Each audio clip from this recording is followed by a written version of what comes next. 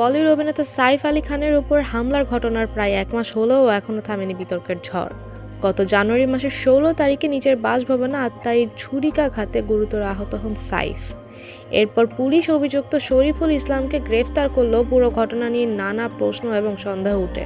সাইফের উপর হামলার ঘটনার পিছে সত্যিই কি কিছু ছিল, নাকি পুরো বিষয়টা ছিল সাজানো, তা নিয়ে এখনও অনেকের মনে প্রশ্ন রয়ে গেছে। এই বিষয়ে অভিনেতা এবং স্বঘোষিত চিত্র সমালোচক কমল আর খান দাবি করেছেন সাইফের উপর হামলার ঘটনা আসলে একটি পরিকল্পিত নাটক। তার মতে সাইফ ৬বার ছুরিকাঘাতের শিকার হলেও তার শরীরে তেমন কোনো গুরুতর ক্ষত দেখা যায়নি। হাসপাতাল থেকে ফেরার সময় সাইফের ঝকঝকে চেহারা, স্বাভাবিক হাঁটা চলা দেখে অনেকেই বিস্মিত হয়েছেন। তিনি মনে করেন সাইফ ও কারিনা একে অপরের মধ্যে কোনো ব্যক্তিগত দ্বন্দ্বের কারণে পুরো ঘটনা সাজিয়েছেন। এদিকে সাইফের স্ত্রী অভিনেত্রী কারিনা কাপুর খান তার সোশ্যাল মিডিয়াতে একটি রহস্যময় পোস্ট শেয়ার করেছেন, যা আরও বেশি আলোচনা সৃষ্টি করেছে।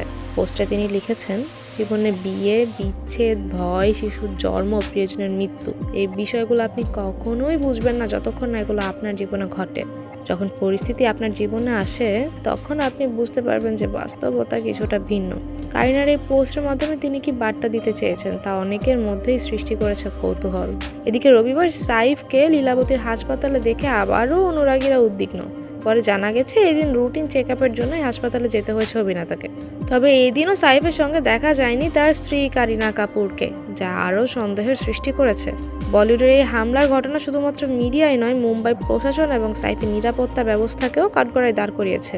সাইফের উপর আক্রমণের প্রশ্ন উঠেছে বলিউডের সেলিব্রিটিদের নিরাপত্তা ব্যবস্থা কতটা কার্যকর এবং সেই নিরাপত্তায় কোনো ত্রুটি রয়েছে কিনা।